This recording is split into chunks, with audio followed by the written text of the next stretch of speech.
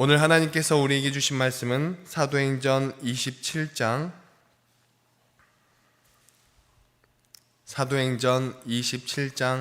1절에서 20절까지의 말씀입니다.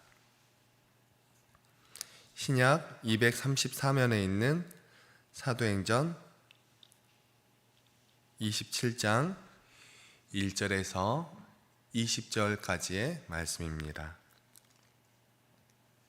한 절씩 교독하시고 마지막 절은 함께 읽도록 하겠습니다.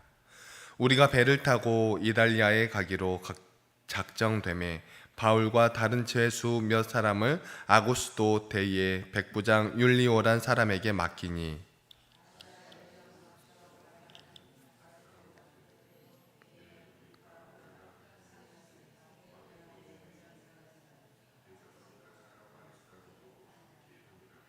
이튿날 시돈에 대니 율리오가 바울을 친절히 대하여 친구들에게 가서 대접받기를 허락하더니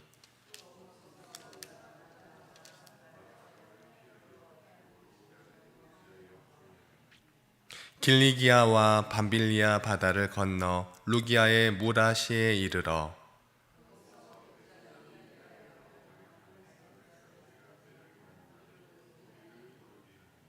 배가 더디 가 여러 날 만에 간신히 니도 맞은편에 이르러 풍세가 더 허락하지 아니하므로 살몬의 앞을 지나 그레데 해안을 바람막이로 항해하여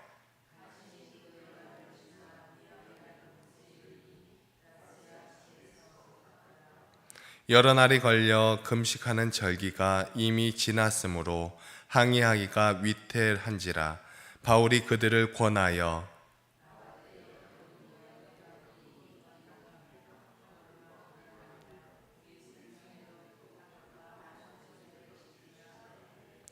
백부장이 선장과 선주의 말을 바울의 말보다 더 믿더라.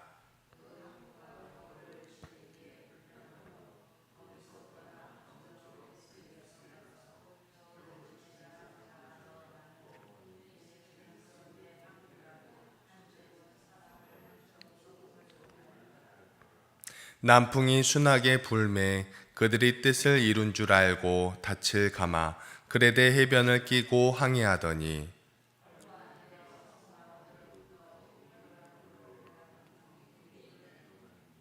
배가 밀려 바람을 맞추어 갈 수 없어 가는 대로 두고 쫓겨가다가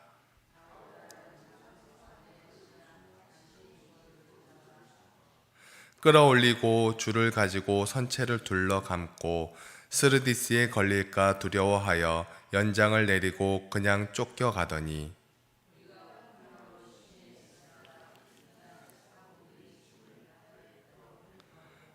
사흘째 되는 날에 배의 기구를 그들의 손으로 내버리니라. 아니하고 큰 풍랑이 그대로 있음에 구원의 여망마저 없어졌더라. 아멘. 오늘 이 새벽 시간에도 아버지 앞에 나와 기도에 힘쓰시는 여러분을 진심으로 환영하고 축복합니다. 우린 지금 사도 바울이 복음을 전하며 돌아다니다가 3차 선교 여행 후 예루살렘에서 잡혔다가 본인의 뜻으로 가려고 했던 로마행 그것을 자신의 뜻이 아닌 끌려가는 모습으로 이동하게 되는 것을 지금 보고 있습니다. 물론 사도 바울은 믿음이 충만한 사람이었기 때문에 이 길 가운데에서도 하나님께서 이끌어 주신다 하는 그런 믿음을 가지고 있었겠지요. 그런데 오늘 말씀해 보니까 그 가는 길이 쉽지 않고 또 광풍을 만나 배가 좌초되고 어려움을 겪는 그런 모습들이 담겨 있습니다. 우리가 너무나 잘 알고 있죠. 미항에 들렀다가 또 가는데 유라굴로라 하는 광풍을 만나서 배가 좌초되는 그런 일이 일어난 것입니다. 하지만 이 사도 바울의 길은 이렇게 우리가 알듯이 결코 쉽지 않은 그런 길이었습니다. 예수 그리스도의 복음을 전하러 가는 길인데 죄인의 모습으로 가고 있는 것도 너무 서러운 것인데 또 죄인이 되었지만 그 삶 가운데 복음을 전하는 모습인지 물론 2달 두 말 다 맞는 말이긴 합니다. 하지만 같은 말이라고 하더라도 받아들이는 사람에 따라서는 뉘앙스가 달라집니다. 똑같이 복음을 전하러 가는 길이라고 하여도 하나님께서 인도하시는 그 길을 가는 것과 그 길에서 복음을 전하는 것, 그것은 다른 의미를 가지고 있죠. 예수 그리스도의 복음을 증거하러 가는데 죄인의 모습으로 가고 있다라는 것입니다. 물론 죄인의 모습으로 끌려가는 것뿐만 아니라 사도 바울은 그 삶 가운데에서 죽음의 고비를 넘기면서까지 복음을 전했던 모습을 우리는 잘 알고 있습니다. 그렇게 이렇게 살아서 끌려가면서 복음을 전할 수 있다면 감사해야 할 일일까요?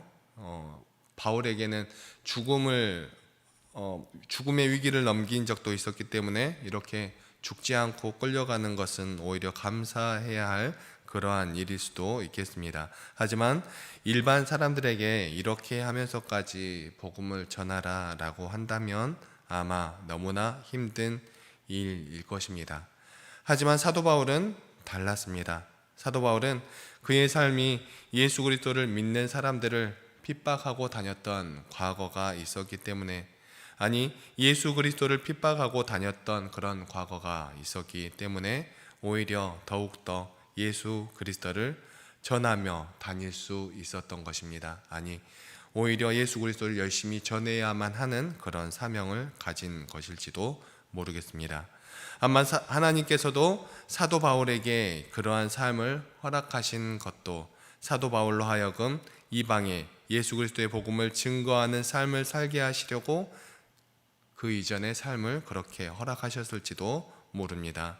하지만 우리는 우리가 알지 못하는 그러한 하나님의 경륜을 생각하기보다 사도 바울이 지금 하고 있는 그 모습에 집중할 필요가 있습니다.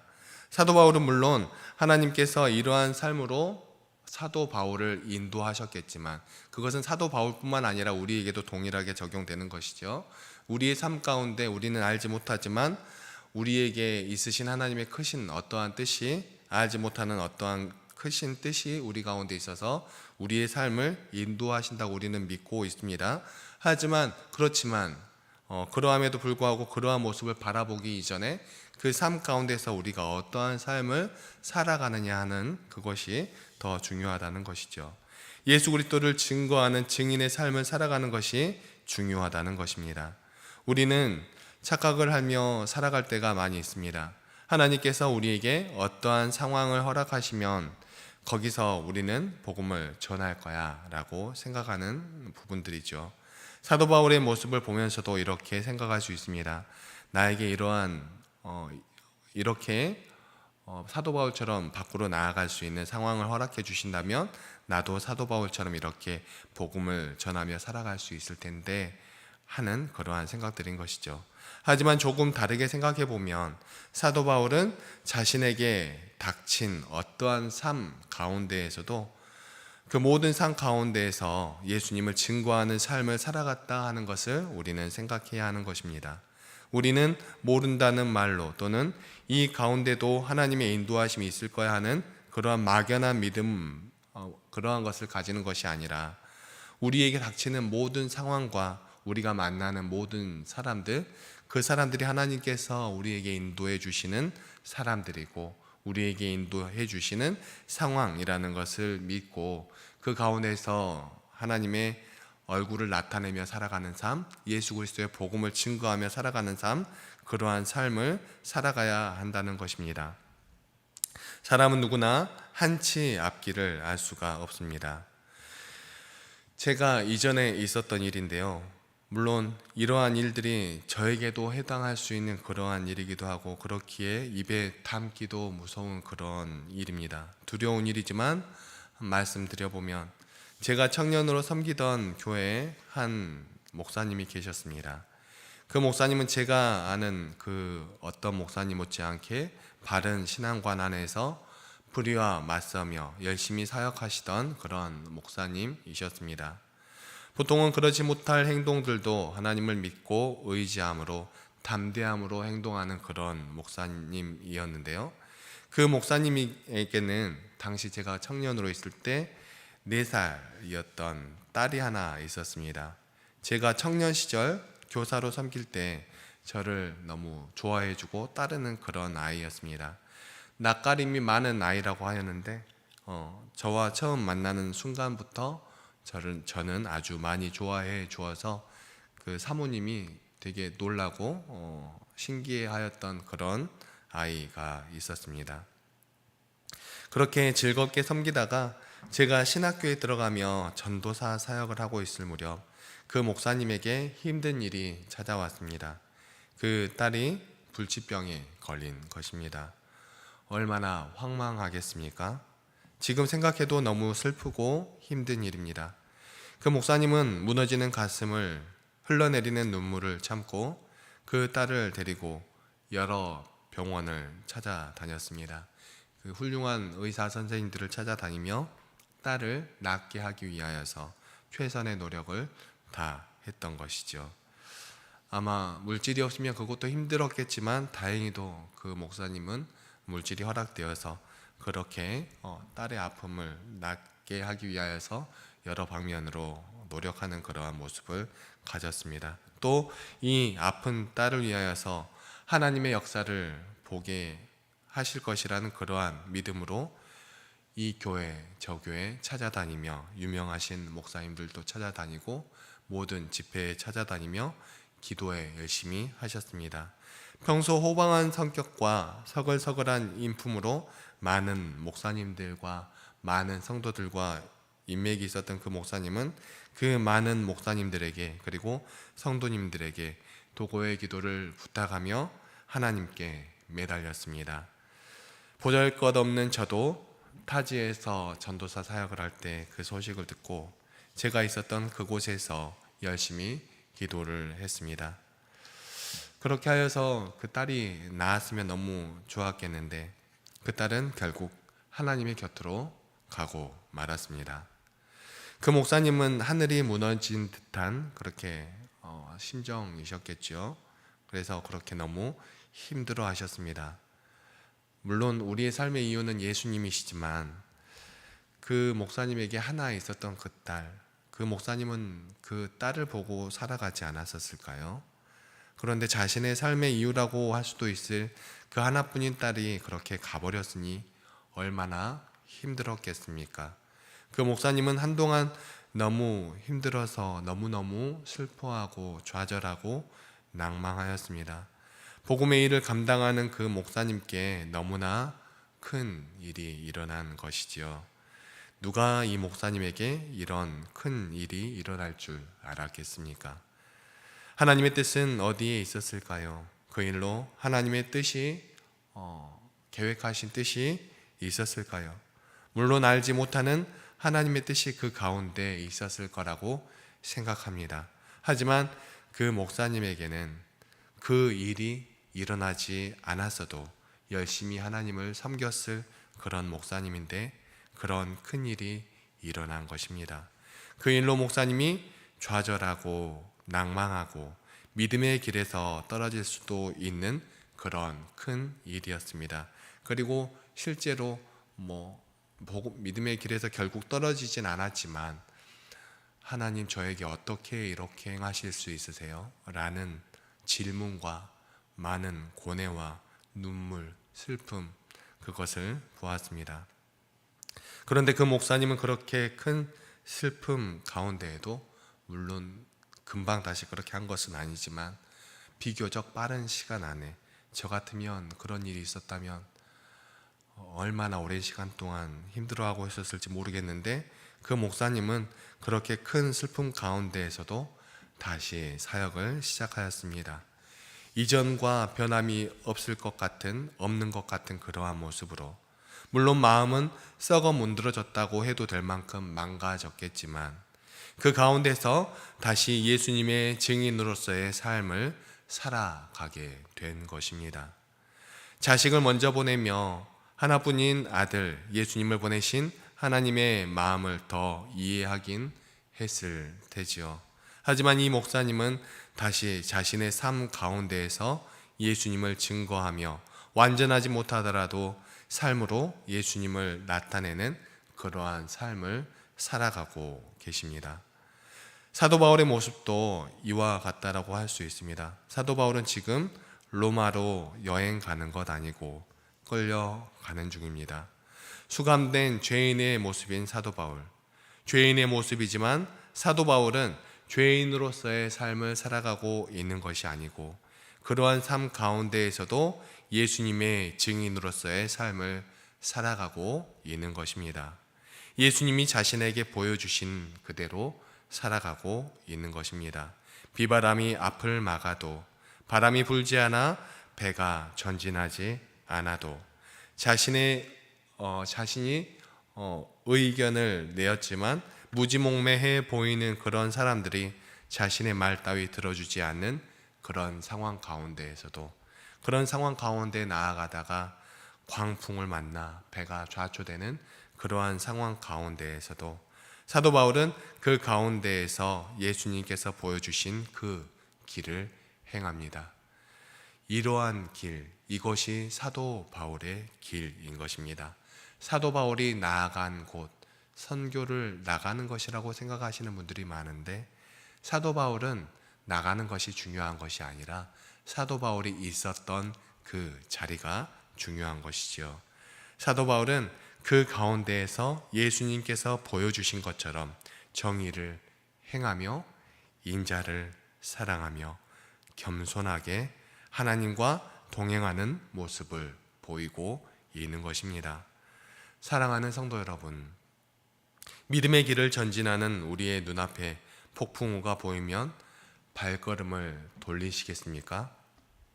어떤 사람은, 어떤 분은 믿음으로 돌파해야지 이렇게 말씀하시는 분도 있을 수 있습니다.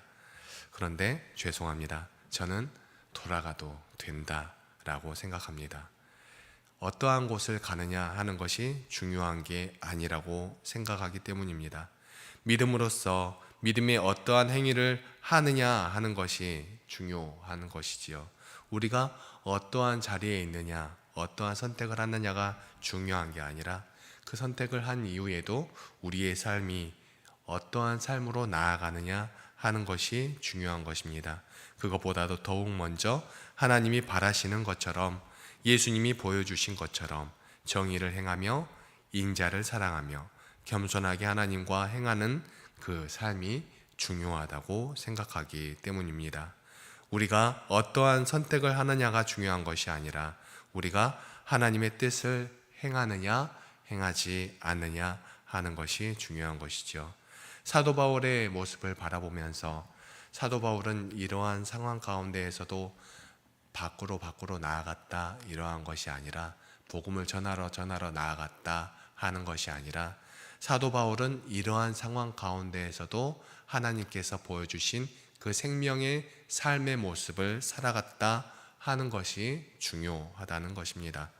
우리 모든 믿음의 백성들도 우리가 처해 있는 모든 삶 가운데에서, 우리가 살아가는 그 모든 삶 가운데에서 하나님께서 우리에게 허락해 주신 우리의 삶 가운데에서 하나님께서 우리에게 나아가기를 원하시는 그 길대로, 예수님께서 우리에게 보여주신 그 생명의 길대로 정의를 행하며 인자를 사랑하며 겸손하게 하나님과 동행하는 우리 모든 믿음의 백성들이 다 되시기를 간절히 소망합니다.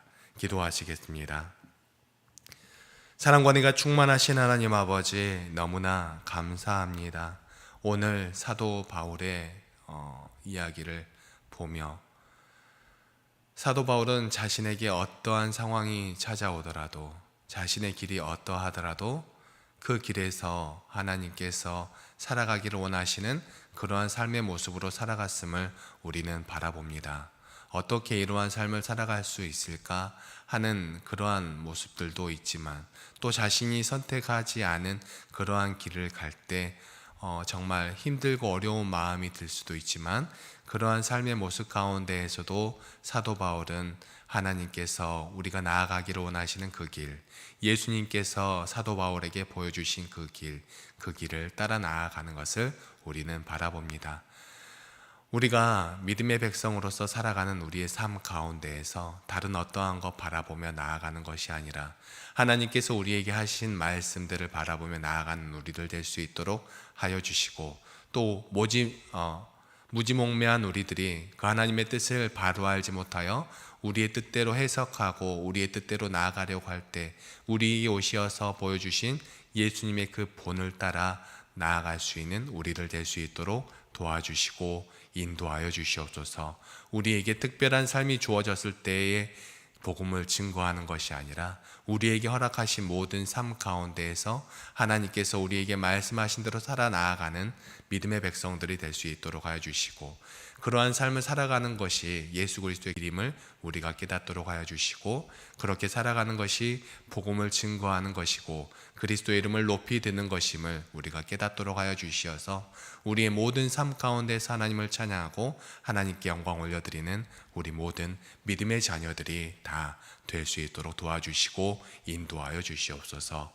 때때로 우리에게 찾아오는 힘든 일들과 어려운 일들, 정말 눈물 흘릴 수 있는 그러한 일들 가운데에서도 하나님께서 우리의 손을 붙들고 계신다는 것을 다시 한번 기억하며, 하나님께서 우리에게 보여주신 대로 다시 한번 일어나서 하나님의 모습으로 이 세상을 살아나갈 수 있는 우리 모든 믿음의 백성들 다 될 수 있도록 도와주시고 인도하여 주시옵소서. 오늘도 우리에게 함께하여 주실 줄 믿사오며 이 모든 말씀 사랑이 충만하신 우리 주 예수 그리스도의 이름으로 기도드립니다. 아멘.